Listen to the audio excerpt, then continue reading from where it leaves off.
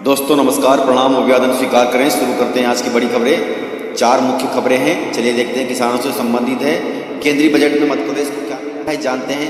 1 फरवरी 2021 को केंद्र का बजट आया है, उसमें मध्य प्रदेश को क्या मिला है, तो चलिए देखते हैं सारी खबरें विस्तार से। यदि आपको खबरें पसंद आए तो वीडियो को लाइक जरूर करिएगा और इसी प्रकार की खबरों के लिए आप चैनल को सब्सक्राइब कर लें तथा नेक्स्ट वीडियो के लिए बेल आइकन पर क्लिक कर दें ताकि अगला वीडियो आपको शीघ्रता से मिले। जानकारी पूरी पाने के लिए वीडियो अंत तक जरूर देखिएगा। आम बजट में मध्य प्रदेश को क्या मिला है। जीडीपी का 4% तक उधार लेने की मंजूरी मिली है। अब हर साल मध्य प्रदेश सरकार 13,000 करोड़ रुपए का अतिरिक्त कर्ज ले सकेगी और इस कर्ज को प्रदेश के विकास में लगाएगी।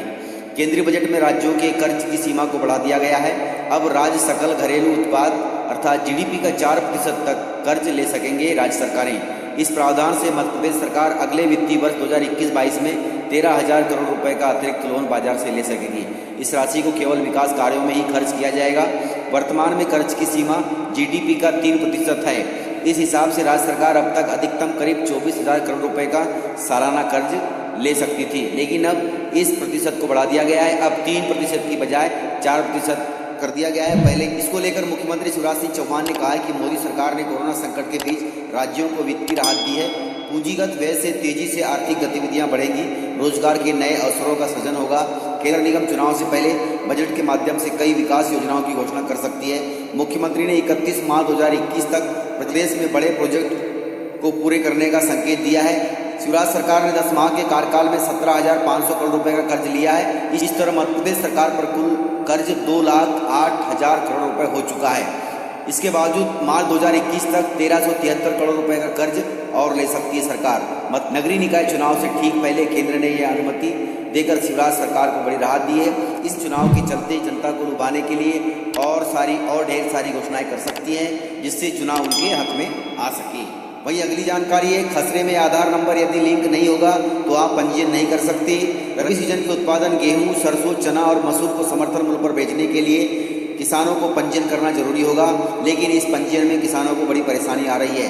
दरअसल इस बार किसानों की जमीन के खसरे के साथ आधार नंबर का लिंक होना बेहद जरूरी कर दिया है सरकार ने। ऐसे में 25 जनवरी से पंजीयन शुरू होने के बावजूद बीते 6 दिन में अभी तक किसानों ने पंजीयन नहीं किया है। पंजीयन की आखिरी तारीख 20 फरवरी रखी गई है।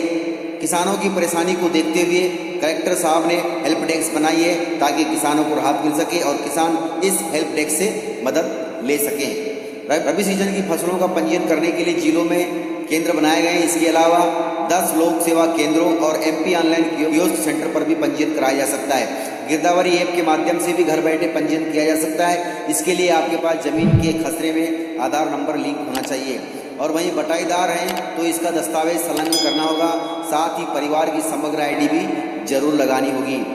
इस वर्ष रबी सीजन के लिए गेहूं, सरसों, चना और मसूर का पंजीयन किया जा रहा है। सरकार ने इस बार गेहूं, सरसों, चना तथा मसूर का पंजीयन एक साथ कर दिया है और 15 मार्च से इन सभी फसलों की खरीदी शुरू हो जाएगी। इसलिए 20 फरवरी तक आप पंजीयन कर लें। उसके लिए आपको अपने खसरे से आधार को लिंक करना होगा, तभी आप पंजीयन कर सकते हैं। आप अपने जिले के कलेक्टरों को शिकायत कर सकते हैं और कृषि विकास अधिकारी से भी बात कर सकते हैं कि हमारा पंजीयन नहीं हो रहा है, तो आप इस समस्या का समाधान करें। सभी जिलों के कलेक्टरों ने कहा है कि पंजीयन में किसानों को किसी तरह की परेशानी नहीं होने देंगे। इसके लिए 5 लोगों की टीम बना दी गई है। किसान इनके मोबाइल पर कॉल करके अपनी समस्या का समाधान कर सकते हैं। अगली जानकारी है, गेहूं खरीदी को लेकर कई सहकारी समितियां पीछे हट रही है। जानते हैं क्या कारण है। प्रशासन को अब सहकारी समिति के माध्यम से गेहूं खरीदना मुश्किल हो रहा है। गेहूं खरीदी को लेकर अनेक सहकारी समितियों ने इनकार कर दिया है। प्रदेश की ऐसी कई सहकारी समितियां हैं जिन्होंने गेहूं खरीदने को लेकर इनकार कर दिया है। कारण यह बताया जा रहा है कि धान खरीदी के दौरान शासन से सुविधाएं नहीं मिली थी। इसके अलावा भंडारण सहित अन्य सुविधाएं भी एन वक्त पर इन समितियों को नहीं मिल पाती है। ऐसे में सहकारी समितियों ने प्रशासन को लिखित रूप में कहा है कि गेहूं खरीदी के लिए जब तक कि पूरी तरह से व्यवस्था नहीं बनाई जाएगी तब तक कि हम गेहूं नहीं खरीदेंगे। तो अभी गेहूं खरीदने के साथ साथ सरकार चना, मसूर, सरसों भी खरीद रही है। इन सभी फसलों के लिए पूरी व्यवस्था बनानी होगी, तब जाकर के किसानों का गेहूं सहकारी समितियां खरीदेगी, अन्यथा किसानों को और दिक्कत हो सकती है। इसलिए प्रशासन ने अपने जिलों के कलेक्टरों को यह ज्ञापन दिया है कि सभी प्रकार की व्यवस्था राज्य सरकार द्वारा कराई जाए ताकि रबी फसलों की खरीदी हो सके। गेहूं खरीदी में बड़े स्तर पर व्यापारियों की मिलीभगत भी होती है, बड़ा गोलमाल होता है, बहुत धांधली होती है। समर्थन मूल्य 1975 रुपये प्रति क्विंटल रखा गया है राज्य सरकार द्वारा, लेकिन बाजार में वर्तमान में 1600 रुपये प्रति क्विंटल के हिसाब से गेहूं का भाव तय है। तो इस समय बाजार से गेहूं खरीदकर किसानों के नाम से व्यापारी खरीदी केंद्रों में बेच सकते हैं। इसे रोकने के लिए शासन ने नई व्यवस्था बनाई है। किसान के आधार कार्ड से जमीन का खसरा लिंक होना चाहिए, तभी जाकर के आप पंजीयन करा सकते हैं, जिससे किसानों को ही लाभ होगा। व्यापारी आपका गेहूं कम रेट में नहीं खरीदेंगे, आप समर्थन मूल्य पर ही सरकार को बेच सकते हैं, क्योंकि व्यापारी कम रेट में आपसे गेहूं तथा रबी फसल खरीद लेते हैं, उसके बाद समर्थन मूल्य पर उन्हें ज़्यादा रेट में बेचते हैं, जिससे व्यापारियों को फायदा होता है और किसानों को नुकसान होता है। इस प्रकार से सरकार ने नई व्यवस्था बनाई है ताकि आधार नंबर आपका खतरे से लिंक हो जाए। इस प्रकार से कोई भी व्यापारी आपकी फसल को सस्ते में नहीं लेगा और आप सभी अपनी फसलों को सरकारी रेट पर बेच सकेंगे। वहीं अगली जानकारी है, फसल का सर्वे कराने की मांग को लेकर किसानों ने विधायक जी को ज्ञापन सौंपा है।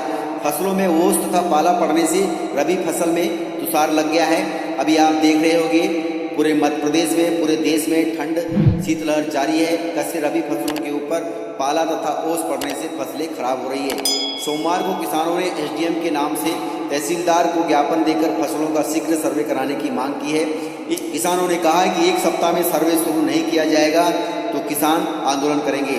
इसके अलावा अतिवृष्टि से खरीफ फसल में हुए नुकसान के बदले में किसानों को आर्थिक सहायता की भी मांग की गई है। इस ज्ञापन में भारी संख्या में तहसील पहुंचे किसानों ने नारेबाजी करते हुए फसलों का सर्वे कराने की मांग की। किसानों की ओर से तहसीलदार से चर्चा करते हुए उन्होंने कहा कि किसानों के ऊपर एक बार फिर संकट आ गया है। 2 दिन पहले पड़ी कड़ाके की ठंड के कारण फसल पर ओस जम गई है, जिससे फसल खराब हो रही है। चना, मसूर और बटरी का दाना काला पड़ गया है। शुरुआत में भी करीब 40% नुकसान फसलों को हुआ है। यदि ऐसी स्थिति में किसानों को राज्य सरकार द्वारा आर्थिक सहायता नहीं मिलेगी, बीमा का लाभ नहीं मिलेगा, तो किसान पूरी तरह से बर्बाद हो जाएंगे। यहाँ तक कि कई तहसीलों में राहत राशि मिल चुकी है। किसानों ने आंदोलन किया था, किसानों ने अपनी बात कलेक्टरों को पहुंचाई तो उन्हें राहत राशि मिल गई है, लेकिन कई जिलों में इस प्रकार से स्थिति बनी हुई है, जिसके कारण किसान अब अपनी बात विधायकों तथा कलेक्टर तक पहुंचा रहे हैं, ताकि यह बात मुख्यमंत्री तक पहुंचे और किसानों को राहत मिल सके। तो इस प्रकार से जानकारियाँ थी। जानकारी पूरी पाने के बाद कमेंट बॉक्स में कमेंट जरूर करिएगा। मैं पूरी कोशिश करूंगा आपके कमेंटों के जवाब देने की। तथा यदि आपको अपडेट पसंद आया हो तो वीडियो को लाइक जरूर करिएगा और इसी प्रकार की खबरों के लिए आप चैनल को सब्सक्राइब कर लें तथा नेक्स्ट वीडियो के लिए बेल आइकन पर क्लिक कर दें, ताकि अगला वीडियो आपको शीघ्रता से मिले। इसी प्रकार की खबरें आप वेबसाइट पर भी देख सकते हैं। वेबसाइट है kisanKhabar.in, तो जरूर देखिएगा, वीडियो को पूरा देखिएगा। यदि आपने